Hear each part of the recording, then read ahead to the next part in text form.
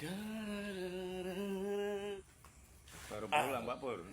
Ya Pak Ardi, aduh alhamdulillah macet biasa di Sayung Semarang. Bismillahirrahmanirrahim. Banjir terus. Banjir tiap hari nggak pernah berhenti banjir.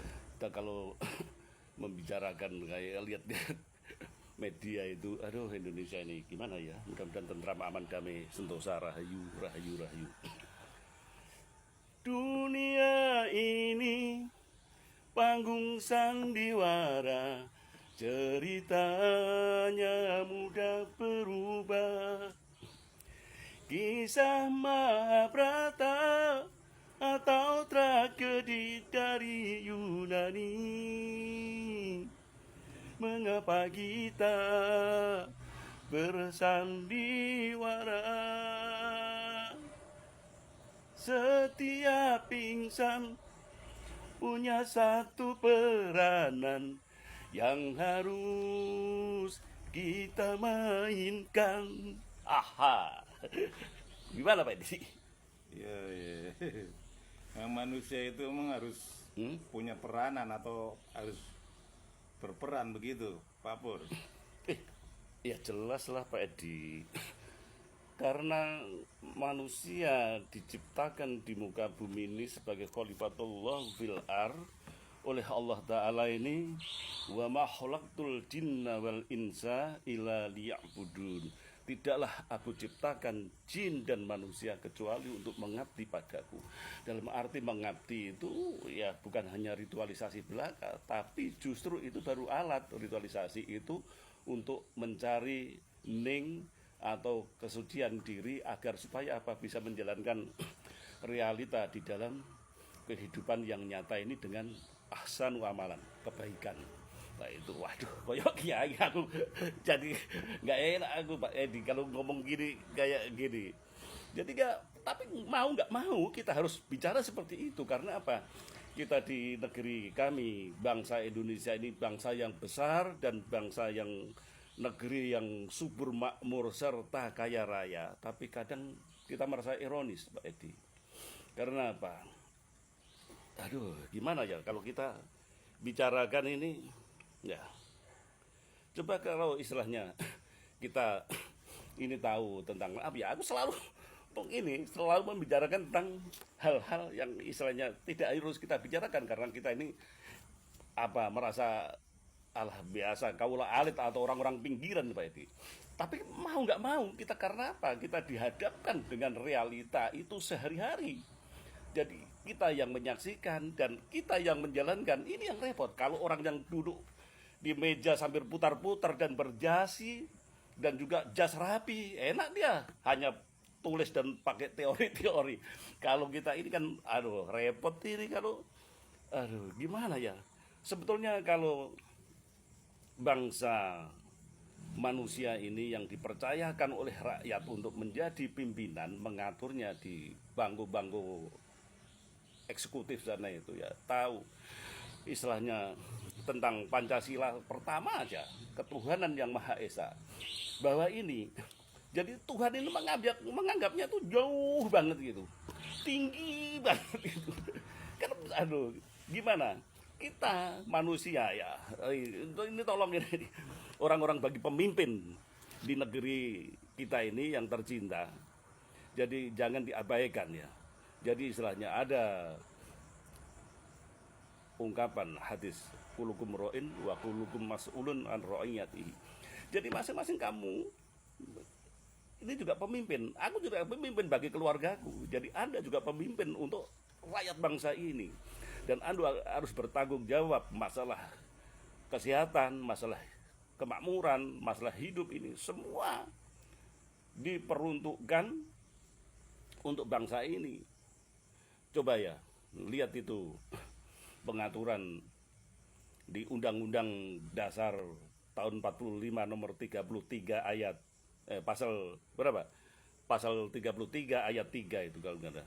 Isi apa? Sumber daya alam di air dan tanah atau bumi ini yang terkandung di dalamnya adalah diatur untuk oleh negara dan dikembalikan untuk kemakmuran atau kesejahteraan rakyat bagi seluruh rakyat Indonesia. Tidak ada lain lagi ini. Rakyat Indonesia, bukan rakyat luar negeri sana.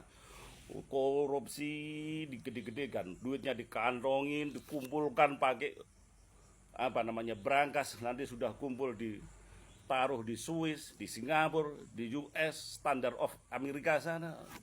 Ini yang repot ini. Bahkan rakyatnya sendiri, pada ada yang kelaparan, mungkin ada yang satu hari tidak makan sama keluarganya, tidak pernah kau pikirkan itu ya. Ini yang repot ini Pak Edi. Kalau Anda tadi, maaf saya yang pertama tadi, saya ungkap di dalam kitab suci Al-Quran tadi, ya sebetulnya ya mungkin di kitab lain juga ada untuk ini masalah jin dan manusia diciptakan oleh Tuhan ini ya. Jadi kita ini untuk menjadi aktornya Tuhan dan menjadi administratornya Tuhan. Aktornya Allah Ta'ala dan menjadi administratornya Allah Ta'ala. Jadi bagaimana aktornya Tuhan? Allah ini sifatnya Rahman Ar-Rahim. Dan engkau ya, ini harus diingat bahwa kekayaan alam di Indonesia yang terkandung di dalamnya ini adalah untuk kemakmuran bangsa dan negeri ini.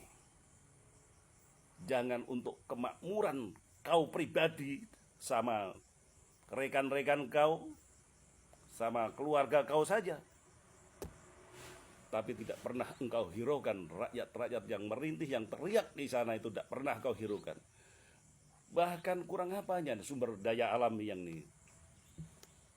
Sampai di Raja Ampat itu, area yang bagus banget, bagaikan surga. Memang surga itu. Surga itu tidak kemana-mana. Surga itu seluas langit dan bumi. Ayo. Artinya bumi Indonesia inilah surga, letaknya surga. Kau mau jadikan neraka, bagaimana itu kau buat?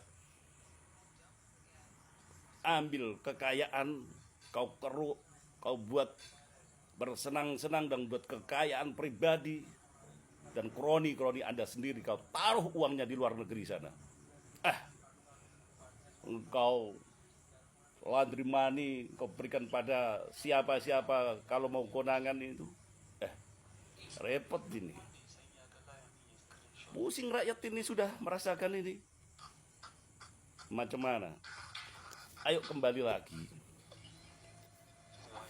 Kembali lagi pada Undang-Undang 45 yang diatur oleh ayat 33 dan pasal 3. Ini.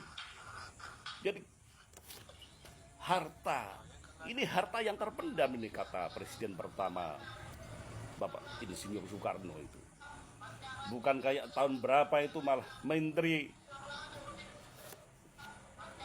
ngeduk tanah dipikir harta itu ada di dalam tanah. Memang iya, maksudnya itu.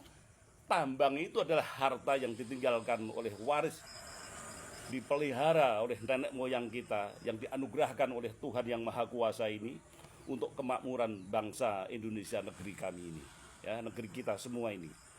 Jadi dikelola bareng itu benar, kata Bapak Mahfud MD itu menyampaikan bahwa kalau di negeri Indonesia ini tidak ada koruptor, ya, kekayaan Indonesia ini hasil bumi, hasil tambang, hasil minyak, hasil kelautan, satu saja yang hasil bumi, ini bukan yang lain-lain, hasil bumi yang bukan air dan lain sebagainya, minyak aja gitu, bisa jatah 20 juta per bulan per kepala.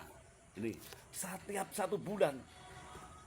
Bukan mengajarkan untuk malas, tapi paling enggak menikmati kesejahteraan sebagaimana Undang-Undang tahun 45 pasal 33 ayat 3 itulah direalisasikan oleh bangsa ini.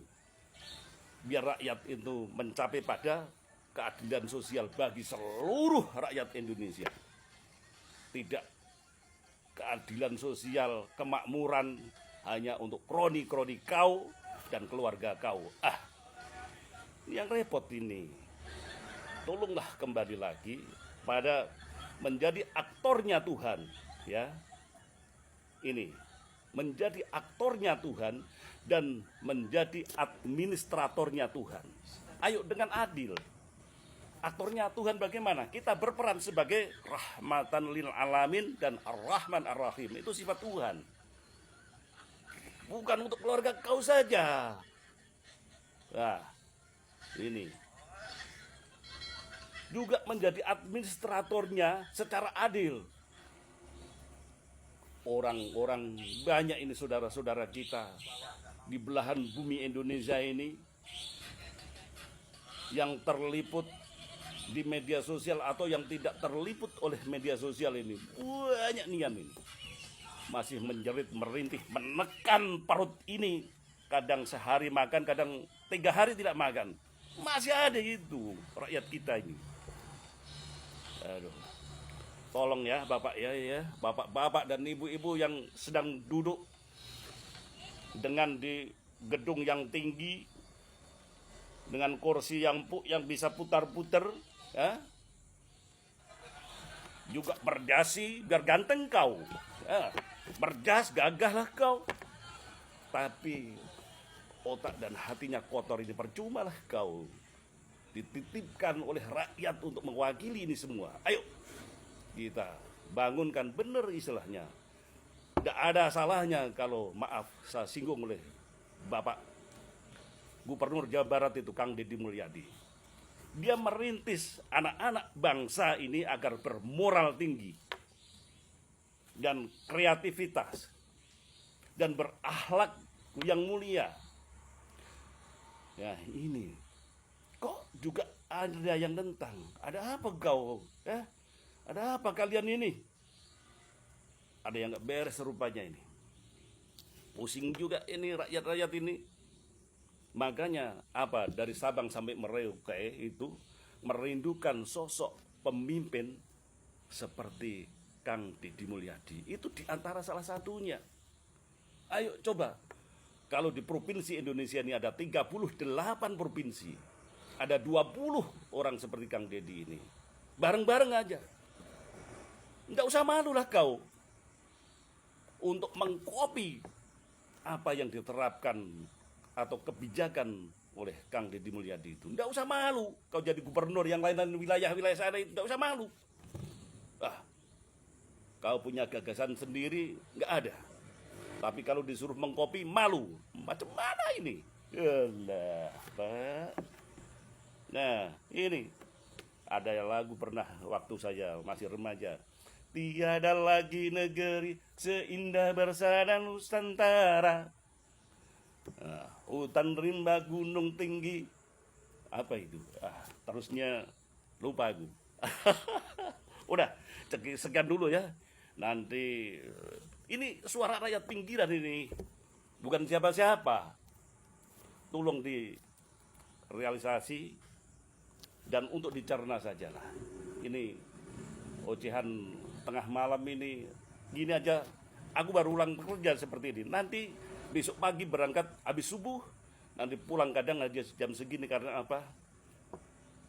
Traffic jam di jalur Pantura itu sering terjadi karena dengan adanya banjir itu di ini ya, dengan banjir air pasang. Air pasang itu juga sebenarnya mudah sekali itu untuk mengatasi itu. Menurut saya itu mudah sekali. Di situ banyak hamparan tanah bekas tambak yang mangkrak itu bisa dijadikan untuk apa? Berapa tambungan debit air, berapa juta kubik itu bisa diatur itu sedemikian rupa, itu bisa gampang dengan mudah itu sebetulnya. Nggak ada yang sulit di dalam dunia ini. Kalau kita mau bersungguh-sungguh, itu aja. Terima kasih. Maaf. Assalamualaikum warahmatullahi wabarakatuh.